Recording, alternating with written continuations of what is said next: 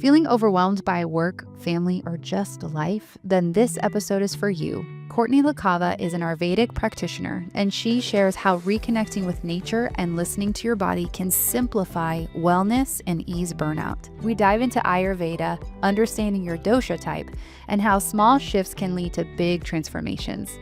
Packed with tips on mindfulness, movement, and syncing with life's rhythms. You won't want to miss it. If you're new here, you're listening to the How We Get Through podcast, a place for you to feel connected through deep and meaningful conversations with healers from all over the world. I'm your host, Jen, a licensed therapist and founder and CEO of the How We Get Through app. And my mission is to bring you affordable and diverse therapy resources to help you get through the hard stuff, all in one place and at your own pace. Welcome to the How We Get Through community. Hello, welcome back to the How We Get Through podcast. We have Courtney LaCava on the show today. Hi, thank you for having me. Yes, we're both in our black. I'm wearing, oh my gosh, what's his name from Apple? Steve Jobs. Steve Jobs, thank Yeah. you. I'm wearing my Steve Jobs turtleneck, so we're getting serious today. And I'm excited to have you on the show. I am so excited to be here. And I just even love the name of your podcast. I feel like it just captures so much of the essence of what we're all trying to do right now. So Yeah. How do we get through this shit? yeah, exactly. Yes. Well, Courtney, I wanted to have you on the show. So I usually reach out to people to be on the podcast. I have people that reach out to me, but I feel maybe it's the control freak in me, but I want to feel really connected and aligned with what you're doing. And I love that, number one, you're a somatic practitioner and you use Ayurvedic. How do I say that? So I'm an Ayurvedic practitioner and I use somatic experiencing in my work as well. There it is. Yeah, it's Ayurveda. It's a tough one. Ayurveda, yeah. Ayurveda. Mhm. How did you start to get into this work? Did you start with a somatic first or Ayurveda? No, so I started, my dad was actually really into kind of holistic natural stuff growing up. And in the 70s, that was not that Right. common. And I always tell the story about how I remember going to this little tiny health food store, the only one, in like a 50-mile radius called World of Nutrition. And we had to take our vitamins every day. And he was really kind of ahead of his time. And so I was raised with that, just that kind of awareness and that kind of status quo for us. And then years later, I got into yoga in my early 20s, so about 25 years ago. And then it was through probably about 6 years later, I went through my own healing crisis. I really kind of collapsed into chronic fatigue after graduate school, which was an awful experience, but I also see it as a great blessing because it really helped me to discover Ayurveda. And through that process, I've been trying so many different things, holistic stuff, going to, Western doctors who are saying, it's kind of in your head. But I got well enough to go to a yoga teacher training at that time. And this woman came in to teach us about Ayurveda. And I always tell the story about how she was glowing. And I was like, whatever she has doing, that's what I want. And she started talking about Ayurveda. It was probably like an hour that she talked about it, but it was like the heavens opened up. I just felt it in my whole body. Like this is how I can understand my body. This makes so much sense to me. And then at that point, I started getting consultations and I just immediately felt a shift in my system. So that was kind of the initial trajectory for me. And then about 4 years ago, I discovered somatic experiencing. And that was really this added layer that really, I think Ayurveda and somatic experiencing are so symbiotic. And I think there isn't a lot of that together right now. So I'm excited about offering both of them. Yeah. I love that. And so what was your master's in?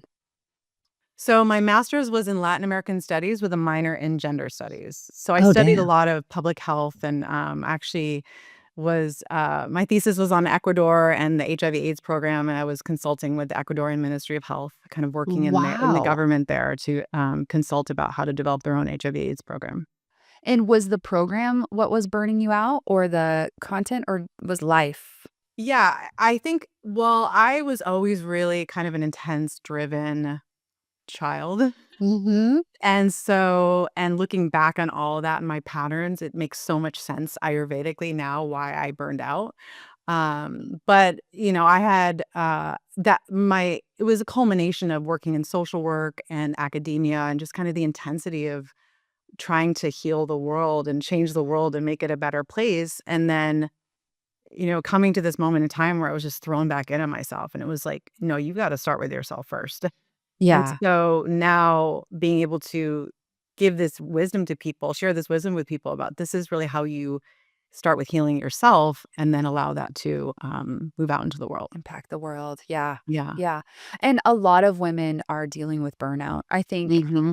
I think we saw maybe the most, at least what I think is like 2020 was like the the big, something is not right. We have to do something. We can't keep drinking. We can't keep medicating. We Hmm. can't like all of the vices almost were were taken away, yet also in our face. Yeah. So, I think the idea of burnout and how what it does to your body, what it does to your hormones, all of the things feel like still an epidemic, especially for women. Absolutely.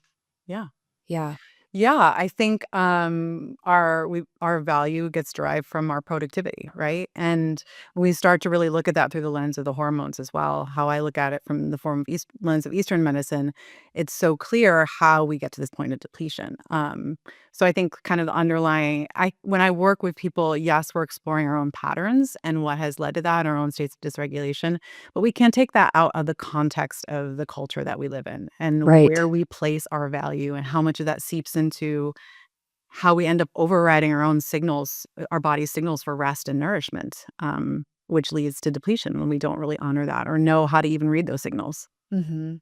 So when you work with people, are you seeing kind of the same patterns or like when you say it's so clear when I look at it, what are you seeing? So, yes, I'm seeing lots of burnout. I'm seeing overwhelm. I'm seeing kind of this feeling of like I can't stop, I have to keep going. Or being in this place of like kind of collapsed or frozen, but I just kind of keep moving through my day and then when I'm done, going through the motions, but then I'm collapsing when I get home. Um and we were talking a little bit earlier about hormones. And so I learned about this through my teacher, Dr. Claudia Welch, where she shared hormones through the lens of Eastern medicine, which is really looking at them in the female body as like yin and yang. So in Western medicine, we tend to look at them as like these are the individual hormones, and then we want to see what's out of balance and how to address that individual hormone. But in Eastern medicine, we look at them in terms of how they interact with each other. That So makes in the sense. yeah, and in the hormonally female body, we have our stress hormones and our sex hormones. So our stress hormones are like this yang, kind of fiery, what we would call masculine energy, not literally male energy, but more of a masculine energy from the lens of Eastern medicine. And those are adrenaline and cortisol. And then we have our sex hormones of estrogen and progesterone, which are more these yin kind of juicy, restorative, feminizing hormones, and they work together to create this balance. We need to take action in life and get out there and do things. That's that yang energy. Our stress hormones help us to do that, and we need to be able to fully rest and digest and rejuvenate and restore ourselves. And, what happens is when we're constantly running on stress hormones and mistaking stress energy for real energy, it starts to pull from our actual production of sex hormones, and it creates hormone imbalance and depletion. And so, um, so much of what I see is that, like, the underlying root cause is women not really having the capacity to do as much as they're trying to do, coupled with not enough physical and emotional nourishment. Can you say that again? Yeah. So trying to do the root cause of the vast majority of women's health issues is trying to do more than what their system has the capacity for, coupled with not enough physical and emotional nourishment. Mm, I love that. I mean, it's just like you're dying of thirst and you're going to an empty well. Like and then I think there comes maybe the shame of like, well, why can't I? Or everyone else has it together, or they're doing this or they're doing that. Then we kind of compare and I think it gets a little shamey of like, what is wrong with me? Well, I think that's why I used to work just one-on-one with people, and that's where I started to shift into group work because we have a social nervous system. And for those of us who are hormonally female, we're especially designed to we're all designed to move towards each other when we're dealing with threat. But particularly when we hormonally female, we have these more physiologically vulnerable states of life. So whether or not we're having children or, menstruating, it's still this idea of like we're kind of designed to move towards each other and be part of community. that creates a sense of safety in our nervous system. So one of the big things that I see happening in our culture is that so much of that is broken down. And so it's really hard when I work with women, the group is so important because if we're running on that state of high, our system is kind of feeling like it's in a state of threat and stress. It's one of the ways that we help ourselves to get out of that is to be in community with other people so that our system can wind down a bit and allow for this shift and change. Because when we're in survival mode, when our body's like, you need to survive this immediate threat, whether it's a real legitimate, like life threatening issue, or it's our to do list or our calendar, we're not going to be able, we're going to have to just always focus on addressing that thing until we have some sense of safety that's going to allow us to move away from just kind of focusing in hard on the stuff that feels threatening to us. Mm. And why I mean, I think because some moms are partnered as well, why do you think it's important to be around a group of women versus just your partner? Like, what is the difference of that in the nervous system, you think? Well, I think, um, I think it's different for each person. But for me, it really is just that sense of shared experience. And, and it's not always just women in my own age group, it's women of different ages and that kind of idea of eldering and mentoring. And I think we've really lost so much of that. So for me, it's this wisdom that's been passed down to me that I can pass down to others. And like, how do I do this? How do I move through life in this way? And I think that's been the most important piece of sharing wisdom, which isn't always like on the surface. It's like the unseen experience of life that has been passed down for generations after generation. And so I think that there is a wisdom sharing that happens. There's a nurturance that happens, to be able to kind of fall into a space where you know that there are women that are going to be there to support you, and also how we kind of celebrate joy, like being with my girlfriends and dancing and like Oh, being able to yeah. express that. It's just such a powerful experience. So I have incredible male friends too. It's really kind of just about community in general, but I think for me it was being with women in a certain way that I needed to be in order to for my own healing. Mhm. I love that, and I just think it's an important thing for people listening that, like, we need to be in community more often, and we have to work hard at that because our lives are designed to keep us separate, essentially. Like, we're always connected, but we're not really connected. Hmm. Yeah. Or we're feeling like we're connected because we're on our screens, but we're not.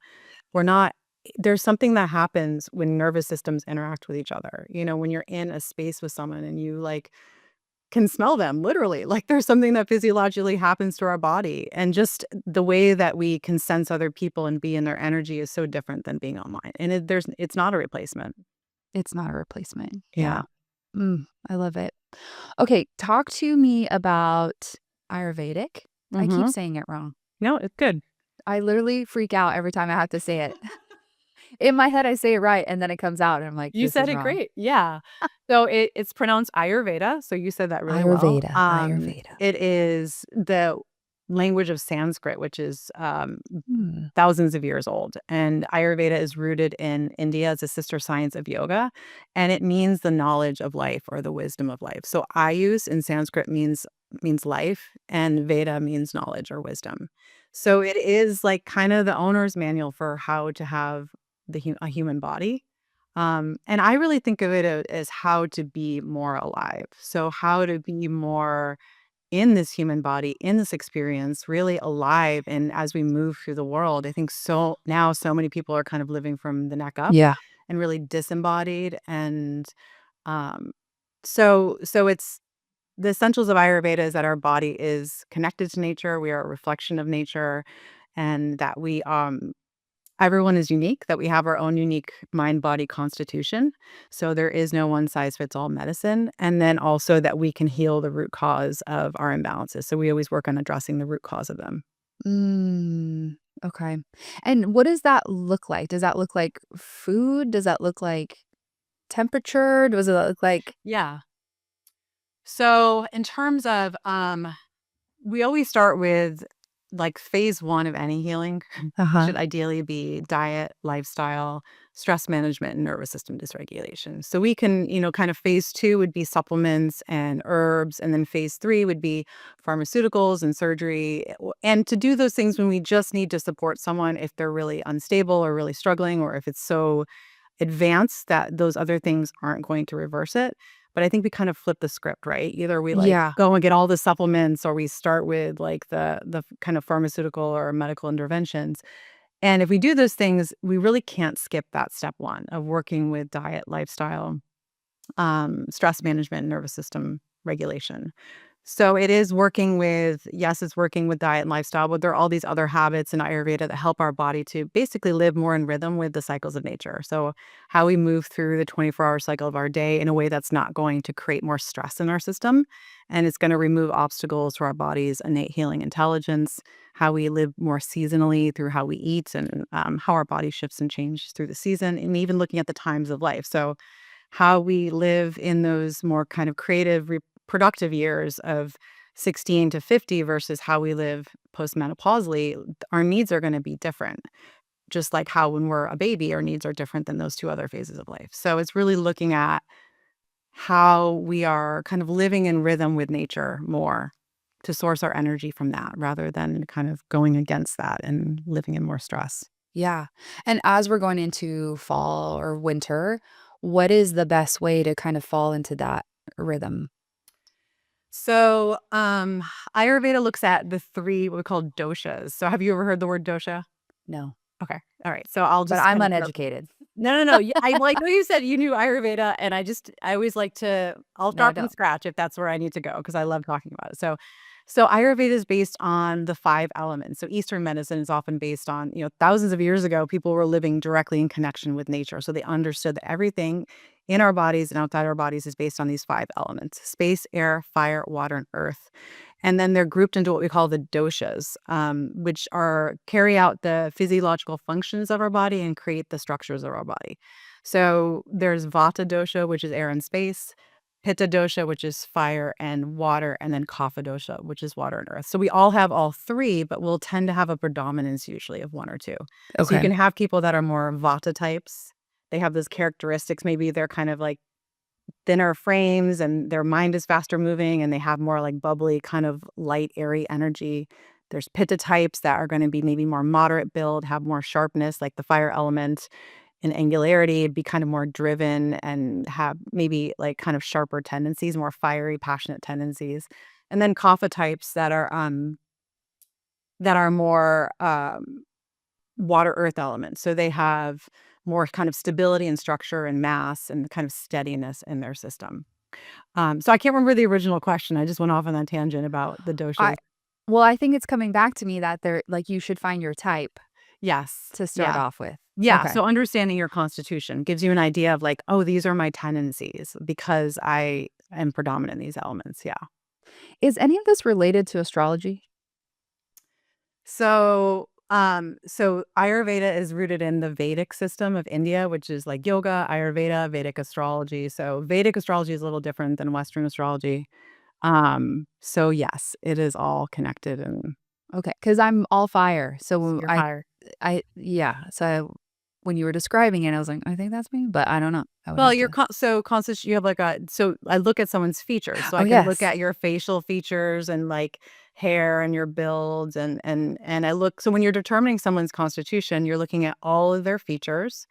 You're looking at the long-term internal functioning of their body. You're looking at their mind and their emotions. As a practitioner, I would also feel their pulse and look at their tongue. So all of these things are giving me information about what's predominant in a person's system. And that's how you type them. That's how you And type it's them. And cool. really, Okay. the most important thing, though, is to remember that we're taking in these qualities through the food we eat, through our experiences, through the climate that we live in. Um, and so, like increases like opposites balance. So I'm a Pitta fire predominant type. Uh-huh. And so let's say, for example, I had like symptoms that were fiery, like burning indigestion or like inflamed skin or lots of anger and irritability. I would know, okay, those all have fire element. I want to balance those with opposite qualities with the foods that I eat and different practices that I do. Okay. That's what Yeah. I need to do. Yeah. It's a little more, if that's why you work with a practitioner, because then your Yes. practitioner is like a detective and is like, oh, this is what's coming up.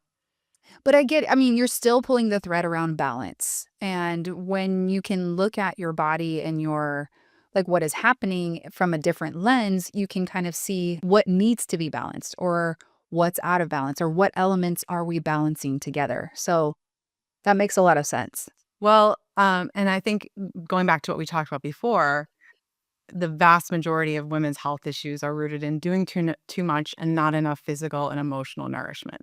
So how do we nourish ourselves? How do we know how we need to be nourished? When you understand what your unique needs are, not their needs, not this person's needs, but what you need specifically, that if you are someone that has a lot of vata and you tend towards anxiety and insomnia and like certain digestive issues, that you're going to need certain things to help keep you in balance. You're going to be wanting to eat like warm cooked foods and have plenty of oils in your diet and have more consistency in your schedule and make sure you're getting plenty of sleep by a certain time. So those are the things that are some of the things that are going to be really specific that you need to be really nourished.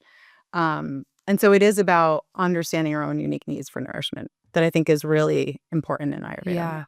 Can you go through the three types of what is the best movement Mhm. for each? Like Or, exercise? yeah.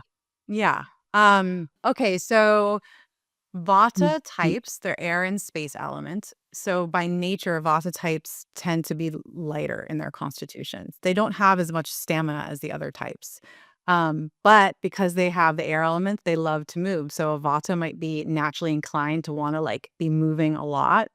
Like increases like opposites balance. So a really Vata type, especially if they're dealing with depletion, insomnia, anxiety, constipation, all of those kind of Vata type symptoms, they want to balance with movement that's not so strenuous. They want to focus more on like restorative stuff, moving the prana or our vital energy without straining the body so much. So they may want to go to the vinyasa yoga class and really push themselves and move fast, but what's going to be more balancing is like the yin or the restorative class. They may want to go for that super long run, but it may not be what's most supportive for their constitutional type.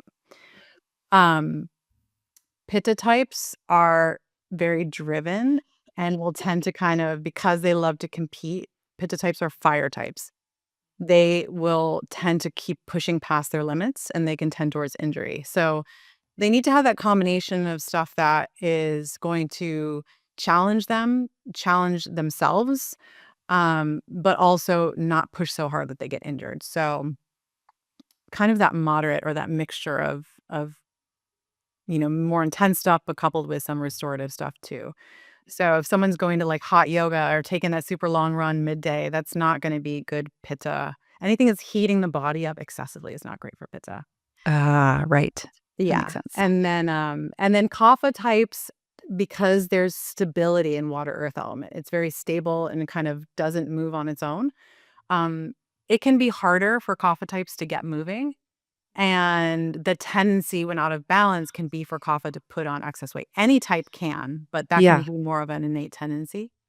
So kapha types do well with the rigorous exercise. It's some of the best medicine for people that are kapha predominant, but it can be hard for them to get kind of going with it. Once they do, they'll stick with it really well though, because they like to kind of stick with it. So if someone's a pure kapha, the hot yoga might be good, or stuff that's going to get them sweating to get that extra water element out of their body.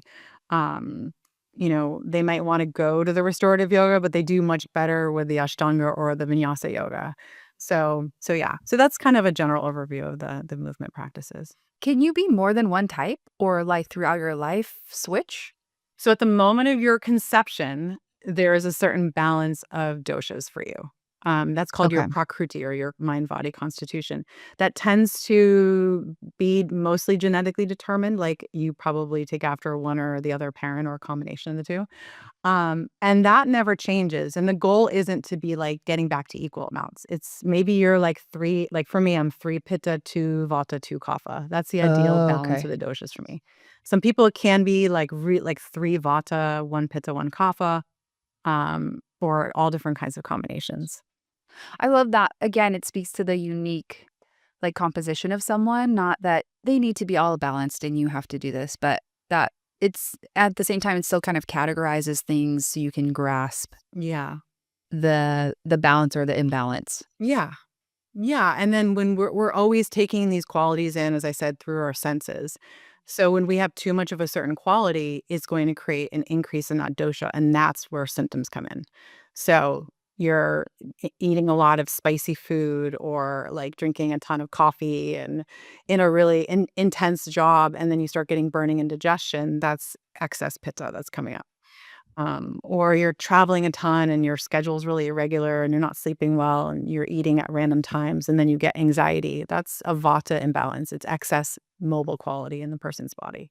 So then you learn, oh, that's what that means. Instead of saying like, I am my anxiety, like my anxiety is me, I am my anxiety. You're like, oh, I can observe my mind and see I'm feeling anxious right now and I have the tools to know how to balance this out. It's a symptom of what's happening in my system and I can balance that rather than like going right into the story that my anxiety is telling me. Yeah.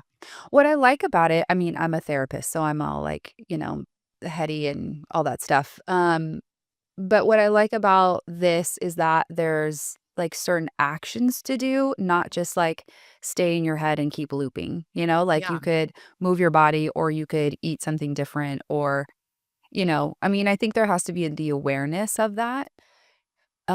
But I like that it's like it's like actually doing something versus trying to like get the loop out of your head. Yeah. And I think one of the things that I really learned from somatic experiencing, especially, is the mind is one channel through which we receive information about the body. But it's not The everything, right? And so Mhm. story follows state.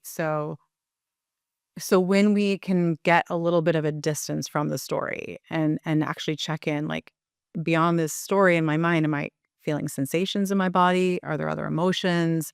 Are there movements my body, like, wants to make? Like, so we start to kinda get more information and be more embodied and then be able to respond to that rather than just get stuck in the story. Yeah.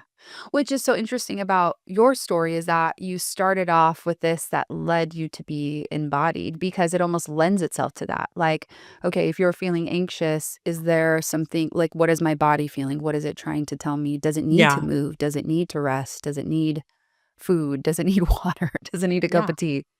Um, Yeah, and I think really I think that is like such a huge key to healing, especially right now in these modern times, because so many of us are trained to just override those signals. And I think one of the most important, if I were to just impart your listeners with one simple practice, is can you honor those really simple signals like, "I'm thirsty, I'm gonna drink water. I have to go pee, I'm gonna go pee. I'm tired, I'm gonna take a little rest," as best you can, and what that does is it starts to create a relationship of listening to your body to where you're not just like, "I can't do this, I've gotta be productive," or "I've gotta keep going," and so when we listen, we become more embodied, and then we start to live a life that's from a place of alignment with our needs because we know because we're listening to our needs. yeah. We're not just pretending like they're these, like, things that get in the way. Yeah. Because our body and our nervous system are always telling us information about what is right for us and what's not right for us. Mhm. I love that. And I mean, I think sometimes we feel like we need to be regulated all the time or like we're gonna like not be in Yeah, balance, but yeah, it's really how are you gonna flow with the imbalances? How are you going to respond to mhm, life? yeah, Because there will be things that, make you sad or make you anxious or get you off balance. So, yeah. It's not a uh, static state. Balance isn't a yeah. static state, yeah. You just Yeah. learn to ride bigger waves. It's kind of like surfing, right? You just learn over time how Mm, to still be kind of doing the dance, but you're just able to you have greater capacity to handle it all. yeah. Can you walk us through what this looks like in your life? Like, Uh-huh. as you're following this, like, what does what are you doing? What does it look like? Yeah, so good question. So I have 2 boys, and I'm Oh, married, so I have a family, and so, that'll be I think triggering. it's interesting, like, how I practiced Ayurveda before I had children and after was different, but in having kids actually kind of forced me to up level too. Um, so in these are some of the practices that I teach, which is really the most important thing is supporting my own circadian rhythm every day. So I always start the night before, so making sure I'm in bed by 10 PM. And that specifically is going to be better quality, better, deeper sleep. That's going to help to keep our body out of a stress response. When we go to bed past 10 p.m., we're getting worse quality sleep, and we're going to be more sleep deprived the next day. That's for all women or all people? It from the Ayurvedic perspective by 10 p.m. That the reason being is that once we get into 10 p.m., our body starts to purify and kind of cleanse our physical and psychological body. And so when and before 10 p.m., we're actually tapping into more restorative, more of that kapha energy. So we're getting more restorative sleep. And then once we go into 10 p.m., it's the more pitta quality, which is digesting our experiences, purifying our system so that we can basically eliminate that the next day. So I know there's probably gonna be people I that are love like, that. I'm not doing that, or like I'm a Oh, that's okay. night owl. But I just want to say and I don't recommend people like go from 12 to 10 overnight, but to gradually work back towards that. And you can really start to feel a massive difference if you start to get to bed by 10 p.m. Yeah. Um, and then my body will kind of naturally wake with sunrise, and then I just take some time in the morning. Again, it's all depends on when my kids wake up, Right. but taking some time for some reflection, meditation, yoga, like some practice, and usually get some movement practice in the morning. Doesn't have to be a huge thing, but at least like 15 to 20 minutes of movement. And then I think that and there are other things, but the most important thing that I do is make sure that I'm eating my regular meals every day. So breakfast, usually within 2 hours of waking. My largest meal of the day is lunch, where I have most fats and proteins between 11 and 1. And that actually helps to stabilize the mind and the nervous system for the remainder of the day. And then dinner by 7 p.m., which tends to be a little lighter. So those are some of the essentials. Like I do more, but I've been doing this for like a long time. So But I mean, I love too that like what you did pre-kids, pre-family is totally different. And again, it's like honoring the space that you're in and like flowing and trying to be in balance with your type shouldn't be stressful. Like yeah. it shouldn't be another thing on your to-do list, Yeah. but it might feel like that at first. Like, how am I supposed to follow this rhythm? But it's actually the opposite of what we're trying to Yeah. embody. So that's also why the group work has always been or some kind of support. So usually when I work with people, it's for at least 6 months to start, because you're not what I don't want to do is to go and be like, here's a list of things to change, because our Yeah. nervous system is not going to hold that change. But when you do the right things that are going to access more energy for you, like let's say we start with shifting how like you're having that larger lunch and that smaller dinner, and then as a result you're digesting better, and then you're going to bed earlier, and then your energy is better. There's a whole domino effect from that. But life is going to continue to happen, and there's going to be these competing desires. So when you're anchored in something, you're going to be able to come back to it and be like, all right, one small incremental titrated change over time, and then you start to really feel the benefits of that, because you're actually simplifying but doing things that are more supportive for your system. Yeah. Oh, that sounds good. Yeah. Yeah. Simplifying. Yeah. Yeah. How does it look, like being a mother, having a partner, having kids? Are you typing them? Are you like are they into it? I know we Are should you have a like, podcast with the partners of Ayurvedic practitioners. "Yeah, you're welcome." Yeah. They're lucky. So I think it's always interesting to look at like who we're drawn to, and kind of, my husband is more, I have a lot of pitta, but my vata is what tends to go to balance. So I'm kind of faster paced and, can tend to get a little more stressed about things. And my husband has a lot more kapha energy. So he's just like this kind of stable energy for me, anchoring energy. And then it's interesting is our kids, like one child kind of has more of my constitution, the other one has more of my husband's constitution. But I just think, I see this with so many of the people in my group are moms too. And what I see happen is when we work on our own energy and our own sense of alignment and balance, it just cascades through the family. Yeah. It's so astounding, because sometimes we think we have to do so much to make it work. And it doesn't have to be so hard. It really is about how we're able to shift our own energy and our own sense of alignment and regulation. And it really just flows through the whole family. So I think that's been one of the greatest gifts of this is to just kind of see the magic of it all, and Yeah. having a family and having kids, like having a system of reference for understanding what everyone's going through Mhm. and how to respond in the moment. And, Yeah. whether it's like little things like doing neti pot with my kids or like, kind of seeing things practicing meditation with them or just even seeing when their system gets kind of dysregulated and what to do to help them to get out of that. Yeah. I mean, I'm thinking about your dad a little bit of just like those influences that we have as parents that you might not see as a when they're growing up. They're like, "Mom, I don't want to meditate," or like, "Mom," and then you grow up and you're like, "I have really fond memories of my dad taking us to the store." Like, Yeah. that's just such a beautiful I'm gonna get teary, like, Yeah. just a Oh, beautiful thing that we, I think, can't see in the moment, how big our impact is. yeah. I think I think that there's a part of me too. I think it's easy to be rigid about this stuff too, because there's fear that's like there's so much terrible stuff out there, and you want to protect your kids. And I try to really walk a fine line with that because they still have to live in this world, right? I Yeah. can't be so rigid with them. And this is the other thing too, which I bring to my work with women is I see women come in with like all these lists of supplements and they've gone to all these doctors and they're trying so hard and earnest to feel better. And what I want to say to them and what I do say, it doesn't have to be so hard. When you start to live in alignment with nature and you start to understand how she's always trying to nourish us, it simplifies your healing and you don't have to work so hard. And you will know what to do with much less output, with much less time and energy and resources.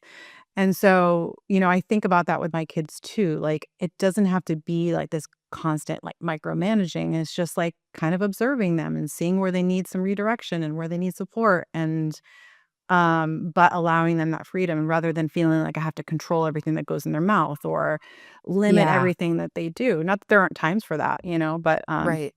But that's like another way to burnout is that I have to control these tiny humans that I have zero control over. yeah. Yeah, and when I was younger exactly. When I was younger, I had, no control over it yet, like, all the influence in the world, right? Yeah. Yes. Yes. Somehow those 2 things. Yeah. Um, when I was younger, I was so rigid about stuff, and that created a whole other level of pathology, and that's one thing that when I work with people is I want to bring awareness to that, that we don't have to be when we're trying to control, it's usually that there's a sense of overwhelm or fear in our physiology that we have to be in that it's such an extreme state of control.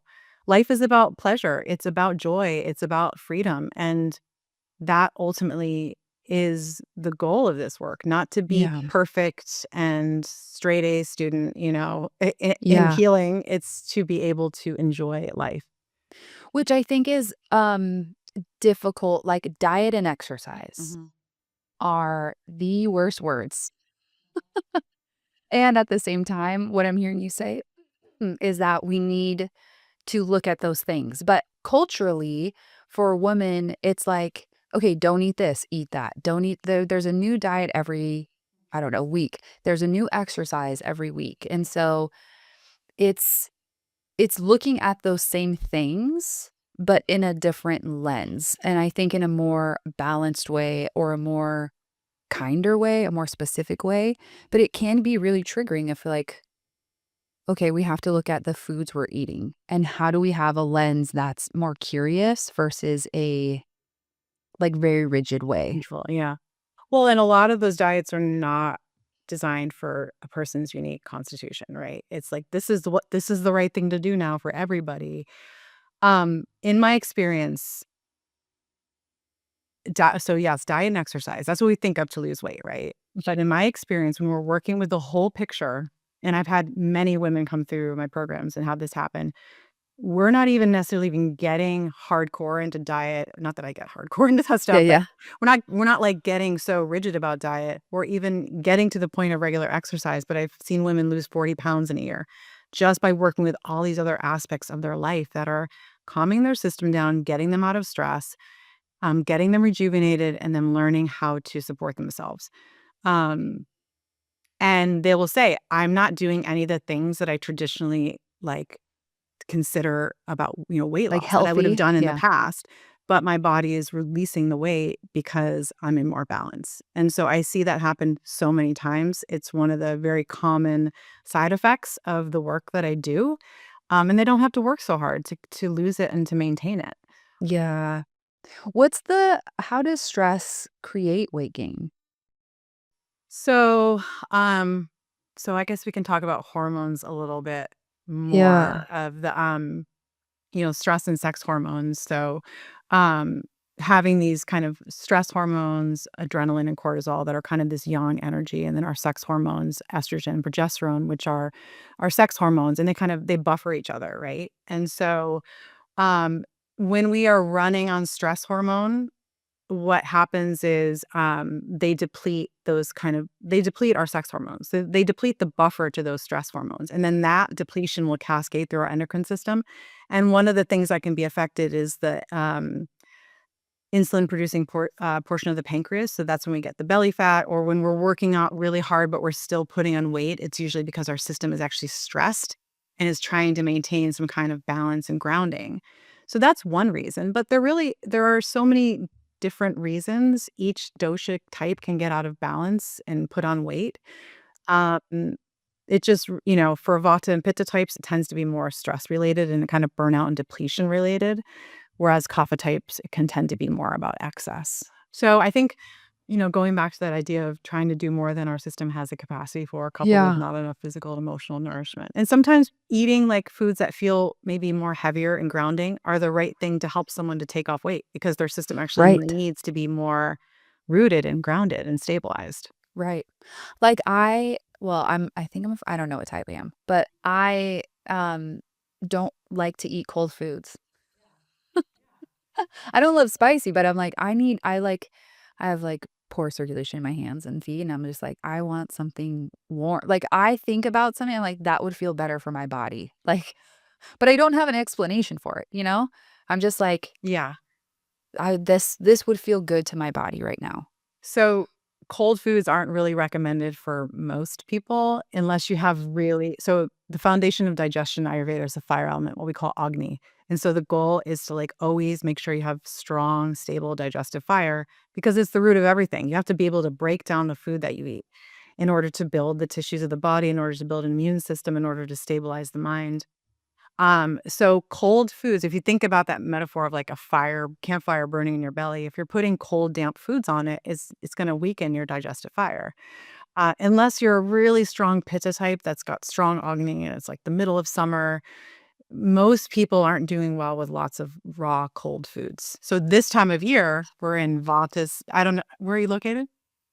California. Okay. So Uh, I'm on the East Coast. well, the weather is always but I was out there for a long time too. So, but I'm yeah. New England now, and this is Vata season. This is the cold, windy season. So we want to balance that with grounding, warm cooked foods, soups, things that have more moisture, um, things that are going to be easier to digest. And so, yeah, so you're kind of naturally understanding that your body doesn't want this stuff that's going to be hard to break down.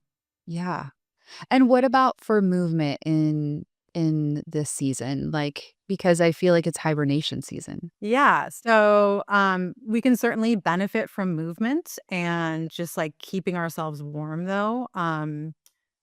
So, you know, stuff that is we tend to kind of lose a little bit of stamina this time of year. Again, Vata season is we don't have as much stamina. So just being mindful of like, am I pushing myself to kind of keep going when I'm feeling depleted, or do I need to do more like gentle movement practices, but still be moving, because we want to circulate that life force, that prana, but not tax our system quite so much. And it depends on the person. So Yeah.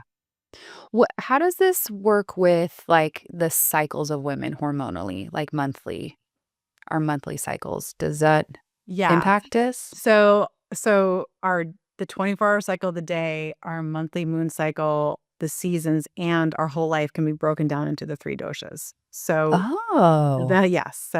okay. Um so we can see every 4 hours in the 24-hour cycle of the day, the energetic shifts. And that's when I talk about moving with the rhythms of nature. But the same thing happens in our menstrual cycle. So we have a vata phase, a pitta phase, and a kapha phase. So that kapha phase is from like the end of our bleed, moving into right before ovulation. That's where we tend to have, kapha's got more stamina and more stability. We tend to feel better. Most women tend to feel better during that time. And then that's the follicular phase. And then from ovulation into we start bleeding, that is the luteal phase. So that's when we have more pitta energy in the cycle. And then when we're actually menstruating, that's the vata phase. So this is a cleansing experience that's happening in our system. We don't have the stamina to be doing as much during that time. And and really it is kind of more of an inward moving energy. And so one of the things that I do recommend if it's available to women, and I know sometimes, as much as we can, like, move towards this direction of at least on the heaviest day of your cycle to see if you can just take a little bit more rest and time off. What that's gonna do is preserve the container of your vital energy, your immune system, and your strength throughout the rest of the month. And so there is a flow and a rhythm, obviously, we know, but it does shift as we move through the monthly cycle. Yeah, I mean, when you talk about being embodied, your body's literally like cramping, hurting, your back hurts, you have diarrhea. It's like your body's literally communicating like, "We aren't doing anything today, girlfriend. Like we need to take it easy, take it slow." And I think sometimes we're just like, "Oh, this is again, like, why is this so hard?" Or, it can feel like it's not letting us be productive, but the opposite is that what's being communicated is like, this is our rest time. Right. And I think, again, so much of our value is based on this idea of being productive. And I think we need to kind of flip the script of like, what does it mean to be productive? Like, are we tapping into something that's deeper and creative and wiser by like being able to go inward during that time of the month and kind of just listen to what our system is telling us? I remember years ago when I was young and when going to acupuncturist, and she was like, yeah, having premenstrual symptoms is not natural. And I was like, "What?" Like, she's like, "This is a symptom that things are out of balance." And I think because so many women deal with imbalances, we think that's the way our body is designed, but oftentimes they're just a sign that there is something out of balance. And I think a lot of it has to do with, we've have kind of repressed this idea of being rhythmic, and like our bodies are more linear and we can just push through, and seeing that as a vulnerability and a weakness as opposed to like, this is actually how we tap into our power and our vitality when we can understand how rhythmic we are. And I think that's really like one of the beautiful gifts of Ayurveda is to understand this rhythmic nature of our being and to lean into that, and to honor that through how we live rather than just kind of overriding and suppressing and medicalizing whatever we experience in our body. I mean, we're witches.